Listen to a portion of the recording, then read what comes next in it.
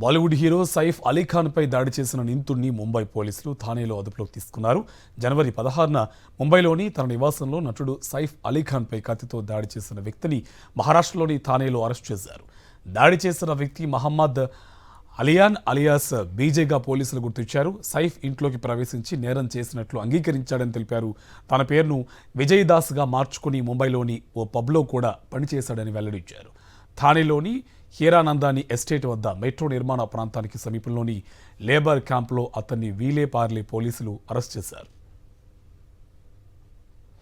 Mohammed alias బీజేను బాంద్రాకు తీసుకువచ్చిన పోలీసులు కేసుకు సంబంధించి ప్రశ్నించారు. ఇవాళ నిందితుడిని రిమాండ్ చేసి కోర్టులో హాజరుపరుచున్నారు.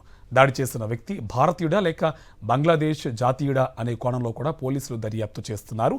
దాడి చేసిన వ్యక్తిని అరెస్ట్ చేయడానికి ముందు సైఫ్ అలీ ఖాన్ ఇంటి నుంచి మెట్లు దిగుతుండగా సీసీ ఫుటేజ్లో నమోదైన పోస్టర్లను ముంబై పోలీసులు వివిధ ప్రాంతాల్లో అంటించారు.